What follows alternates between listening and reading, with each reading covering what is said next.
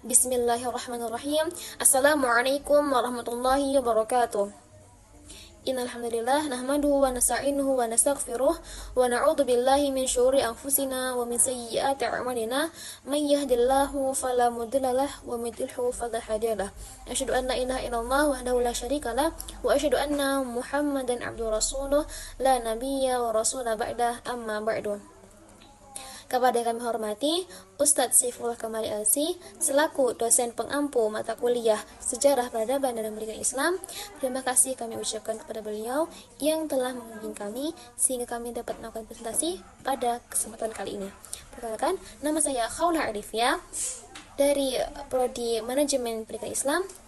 Pada kesempatan kali ini, izinkanlah kami untuk melakukan presentasi dengan tema kontribusi Adi dalam pengembangan ilmu bahasa Arab, Nahwu, dan tafsir Al-Quran. Dari judul presentasi ini, kita mengetahui asal-usul ilmu nahwi yang kita temukan, pelajari, hingga kita terapkan dalam kehidupan kita saat ini. Kemudian, kita akan mengetahui juga latar belakang adanya tafsir Al-Quran. Dan semua ini terjadi pada masa kepemimpinan Khulafaur Rasyidin yang keempat, yaitu Khalifah Ali bin Abi Thalib. Sebelum lanjut ke pembahasan, kita akan membahas terlebih dahulu latar belakang Khalifah Ali bin Abi Thalib. Lihat dalam slide, Khalifah Ali bin Abi Thalib lahir di Makkah sekitar tahun 600 Masehi. Beliau merupakan sepupu Rasulullah SAW, sekaligus menantu beliau, karena Khalifah Ali bin Thalib menikah dengan putri Rasulullah, yaitu Fatimah Az-Zahra. Khalifah Ali bin Abi Thalib telah hidup bersama Rasulullah SAW sejak beliau masih muda. Khalifah Ali sendiri telah mendapat pendidikan langsung dari Rasulullah SAW. Bahkan terdapat hadis masyhur, akan tetapi kesudahannya masih diperdebatkan, yang berbunyi, Ana Madinatul Ilmi wa Aliyun babuha, yang artinya aku kota ilmi dan Ali pintunya. Maksud dari hadis ini ialah perumpamaan kota ilmi merujuk kepada Rasulullah SAW yang merupakan pusat dari segala ilmu, khususnya ilmu syariat yang berasal dari wahyu Allah. Semua ajaran, hikmah, dan hukum Islam bersumber dari beliau. Kemudian, Khalifah Ali diperumpamakan sebagai pintunya. Hal ini menunjukkan posisi beliau yang istimewa dalam hal ilmu pengetahuan agama, karena kedekatan beliau dengan Rasulullah SAW. Kemudian, semasa pemerintahan Ali bin Abi Thalib, tentunya terdapat tantangan yang harus beliau hadapi.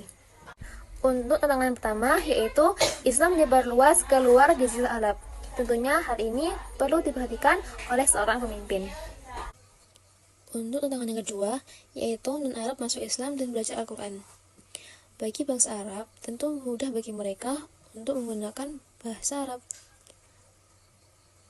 Sedangkan bagi non-Arab, tentunya bahasa Arab merupakan bahasa yang sulit, karena sedikit perubahan akan membuat kesalahan yang fatal. Sehingga tantangan ketiga adalah muncul kesulitan membaca bahasa Arab dengan benar. Dan yang keempat, ancaman distorsi makna Al-Quran, atau ancaman penyelewengan makna Al-Quran. Sehingga muncullah 4 rumusan masalah dalam presentasi kali ini. Yang pertama, apa latar belakang historis kontribusi Ali dalam ilmu bahasa Arab dan Nahwu? Yang kedua, apa kontribusi Ali terhadap kemajuan ilmu Nahwu dan bahasa Arab? Untuk yang ketiga, sejauh mana kontribusi Ali dalam ilmu tafsir Al-Quran? Yang keempat, bagaimana pengaruh kontribusi Ali terhadap perkembangan ilmu-ilmu keislaman? Untuk pembahasan yang pertama, yaitu konteks historis perluasan Islam. Ekspansi terus cepat terjadi pada zaman Umar bin Khattab dan Utsman, yaitu khalifah sebelumnya.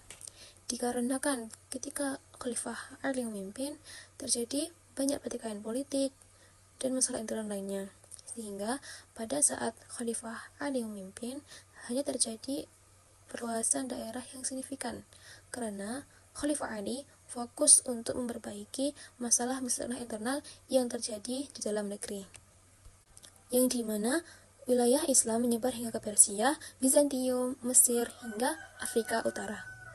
Di saat melakukan perluasan daerah Islam, terdapat ribuan non-Arab masuk Islam dan belajar bahasa Arab.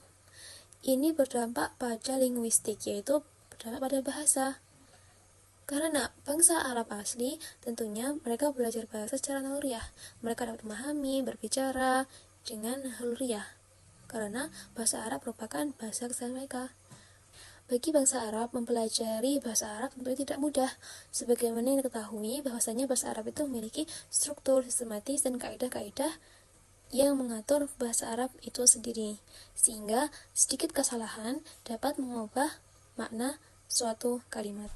Kemudian muncul lahan. Apa itu lahan? Lahan merupakan kesalahan dalam penggunaan bahasa Arab. Ketika hal yang mengkhawatirkan itu terjadi, yaitu kesalahan dalam penggunaan bahasa Arab, terutama dalam membaca Al-Quran, maka ini merupakan kesalahan fatal karena dapat mengubah makna. Juga terjadi kesalahan i'rab, sehingga Khalifah Ali bin Abi Thalib mengambil tindakan. Beliau memerintahkan Abu al-Aswad ad-Duwali untuk menyusun kaidah bahasa Arab pada tahun 688 Masehi dengan prinsip innal kalama kulluhu ismun wa fi'lun wa harfun. Semua kata adalah ism, fi'il, dan harf. Sehingga muncullah klasifikasi dari kalam, yaitu ism, fi'il, dan harf. Nama nahwu sendiri berasal dari perkataan Ali, anhu nahwa hadza, yaitu kembangkan seperti ini.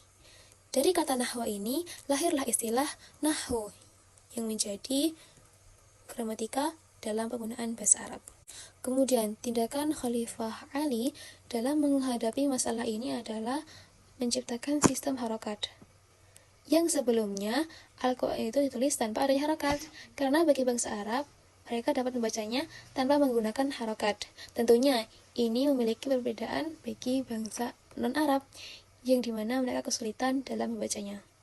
Dahulu, harokat huruf-huruf yang kita temui sekarang bukanlah seperti fathah, yaitu garis di atas, dhammah, dan kasroh. Akan tetapi, fathah itu ditandai dengan titik di atas huruf, kasroh ditandai dengan titik di bawah huruf, dhammah titik di depan huruf, tanwin 2 titik. Kemudian terjadilah perkembangan lanjutan yang disempurnakan oleh Al-Khalil bin Ahmad Al-Farahidi pada abad ke-8 Masehi, menjadi bentuk harakah yang kita kenal sekarang, fathah, dhammah, kasrah, tanwin, dan lainnya, yang membantu untuk membaca Al-Quran dengan benar. Yang ketiga yaitu kontribusi Ali dalam menentukan konsep i'rab. Karena landasan prinsip i'rab semuanya berakar pada pemikiran Ali. I'rab sendiri merupakan perubahan akhir kata yang menunjukkan fungsi sintaksis dalam kalimat. Seperti menentukan subjek. Dalam bahasa Arab, fa'il dengan marfu', yaitu harakatnya dhammah. Kemudian objek atau maf'ulun bih, dengan mansub atau harakat fathah, dan lain-lainnya. I'rab bukan sekadar pengucapan, tapi mencerminkan struktur makna. Perubahan i'rab dapat mengubah makna suatu kalimat. Untuk yang keempat, kontribusi Ali dalam ilmu nahwi adalah morfologi dan leksikografi, atau prinsip morfologi Arab yang dikenal dengan istilah shorof. Terdapat sistem pola-pola atau auzan di dalam shorof tersebut, yaitu membentukkan kata yang kompleks. Ali memiliki pemahaman mendalam tentang derivasi kata, yang dimana penting untuk memahami hubungan semantik kata dengan akar yang sama. Dalam hal ini, Ali dikenal fasih berbahasa Arab dengan penguasaan kosakata yang luas. Ali juga dapat menjelaskan kata-kata sulit dalam Al-Quran dan mengajarkan sinonim dan antonim dalam bahasa Arab, hingga beliau menjadi rujukan atau dasar kamus-kamus besar seperti kitab Al-Ain. Kemudian kontribusi Khalifah Ali dalam ilmu tafsir, di mana posisi sebagai ahli tafsir, beliau merupakan salah satu sahabat paling berotoritas dalam tafsir Al-Quran, karena beliau belajar langsung dari Rasulullah SAW, sehingga beliau sering dimintai penjelasan tentang ayat-ayat oleh sahabat lainnya.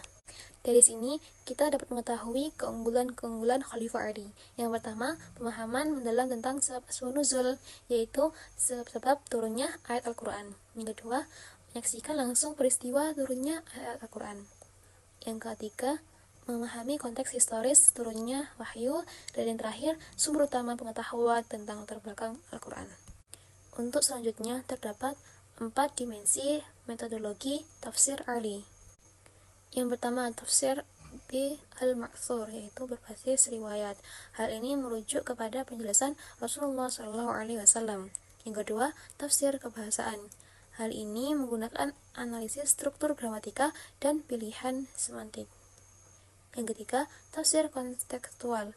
Hal ini menekankan pada konteks historis dan situasional. Dan yang keempat, tafsir tematik yang mengaitkan ayat-ayat dengan tema serupa. Kemudian kontribusi yang selanjutnya adalah pernyataan terkenal Ali, yaitu laisal khair minal Qur'an illa fahmuhu. Tidak ada yang lebih baik dari Al-Quran kecuali memahaminya. Tujuannya adalah membaca Al-Quran adalah pemahaman, bukan sekadar ritual. Selanjutnya, kontribusi Ali adalah pembinaan mufasir, yaitu pelatihan generasi mufasir. Murid terbaik beliau adalah Abdullah bin Abbas, yang belajar puluhan tahun di bawah bimbingan Ali, sehingga tafsirnya menjadi sumber utama generasi berikutnya. Terdapat juga mufasir lainnya seperti Sa'id bin Jubair, Mujahid bin Jabir, dan Ikrimah. Dan berkembangnya sekolah tafsir di Kufah terjadi pada abad ke-7 dan ke-8 Masehi. Untuk selanjutnya, ada pengaruh kontribusi Ali terhadap perkembangan ilmu-ilmu keislaman. Yang pertama, pada ilmu nahwu. Hal ini terjadi pada abad ke-8 Masehi oleh Abu al-Aswad. Dalam hal ini terdapat 2 mazhab besar, yaitu mazhab Basrah yang di bawah tokoh Sibawayh, Al-Khalil bin Ahmad, dan Al-Akhshaf, yang menuturkan bahwa sistem nahwu sangat sistematis dan berbasis logika. Yang kedua adalah mazhab Kufah dengan tokoh Al-Kisai dan Al-Fara', menuturkan bahwasanya terfokus pada klasifikasi al-kalam, yaitu isim, fi'il, dan harf. Dengan mempelajari ilmu nahwu tersebut juga berdampak pada pembacaan ayat suci Al-Quran, yang sangat membantu dalam membaca Al-Quran, sehingga Al-Quran dapat dibaca dengan benar oleh generasi berikutnya, dan bagi bangsa Arab dapat membaca Al-Quran dengan akurat. Tanpa adanya sistem harokat dan ilmu nahwu tersebut, sangat sulit bagi bangsa Arab untuk membaca Al-Quran. Yang kedua, terdapat kesalahan i'rab, dan yang ketiga, perubahan makna yang tidak terkontrol. Dengan ilmu nahwu, siapapun dapat belajar membaca dengan i'rab yang benar, meskipun bukan penutur asli Arab atau bangsa non-Arab. Selanjutnya, untuk disiplin ilmu keislaman lainnya ada ilmu hadis, ilmu fikih, ilmu kalam, serta sistem pendidikan Islam klasik. Dan kesimpulan dari presentasi kali ini ialah, untuk yang pertama, konteks historis yang mendesak. Hal ini merupakan respon terhadap pertumbuhan cepat Islam dan masuknya non-Arab memunculkan lahan, yaitu kesalahan dalam penggunaan bahasa Arab, sehingga terdapatlah solusi, yaitu kodifikasi kaidah bahasa Arab. Yang kedua, kontribusi fundamental dalam nahwu. Yang pertama, prinsip mengenai klasifikasi kalam, yaitu isim, fi'il, dan harf. Yang kedua, sistem harokat untuk pembacaan benar. Yang ketiga, konsep i'rab dan morfologi Arab. Dan yang terakhir adalah fondasi seluruh perkembangan ilmu nahwu. Kesimpulan yang ketiga adalah metodologi tafsir komprehensif. Yang pertama, multidimensional, maksud kebahasaan, kontekstual, dan tematik. Yang kedua, kesadaran hermeneutika. Dan yang ketiga, pembinaan generasi mufasir. Yang keempat, dampak jangka panjang berkelanjutan. Ilmu nahwu berkembang. Terdapat 2 mazhab, yaitu mazhab Basrah dan Kufah. Yang kedua, berversi Al-Quran melalui sistem harokat. Yang ketiga, model untuk semua tradisi tafsir. Dan yang keempat, tetap relevan dan diajarkan hingga sekarang. Kesimpulan selanjutnya bagi spiritualitas. Keunikan metodologi Ali. Yang pertama, integrasi ketajaman intelektual dan kedalaman religius. Selanjutnya, ilmu bahasa dan tafsir bukan sekadar disiplin akademik. Yang ketiga, metodologi mendekatkan diri kepada Allah. Yang keempat, memahami firman-Nya secara rasional. Dan yang kelima, paradigma keilmuan Islam klasik yang autentik. Ketika seorang memahami maksud dari sebuah kalimat, yang dimana menggunakan bahasa Arab. Hal ini dapat meningkatkan spiritualitas seseorang karena memahami maksud dari ayat tersebut. Untuk selanjutnya adalah warisan yang berkelanjutan. Bagi setiap muslim yang mempelajari nahwu untuk memahami Al-Quran, menerapkan analisis linguistik dalam tafsir, menggunakan metodologi rigor dalam interpretasi teks suci, maka semuanya mencerminkan jalur yang pertama kali dirintis Ali bin Abi Thalib 14 abad lalu. Pelajaran berharga yang dapat diambil: yang pertama, mempertahankan autentisitas sambil berinovasi. Yang kedua, berpegang pada prinsip dasar sambil beradaptasi. Yang ketiga, pemahaman benar tentang wahyu sebagai tujuan utama. Dan yang keempat, kreativitas intelektual sekaligus komitmen religius. Kemudian, saran untuk penelitian lanjutan yaitu mengaitkan studi komparatif metodologi tafsir Ali dengan kontemporer saat ini. Yang kedua, transmisi pengetahuan Ali ke murid-muridnya. Dan yang ketiga, mengetahui pengaruh prinsip Ali terhadap linguistik Arab modern. Untuk pendidikan, yang pertama menekankan aspek historis dan filosofis nahwu, bukan hanya teknisnya. Yang kedua, menggunakan metodologi multidimensional Ali dalam pengajaran tafsir. Yang ketiga, mengembangkan sikap kritis dengan tetap hormat pada teks suci. Untuk studi Islam modern, prinsip Ali sebagai jembatan tradisi klasik dan kebutuhan kontemporer. Yang kedua, pendekatan sistematis namun fleksibel. Yang ketiga, metodologi yang autentik namun responsif. Demikianlah hasil presentasi kami. Atas kekurangannya kami mohon maaf. Syukran jazilan. Wassalamualaikum warahmatullahi wabarakatuh.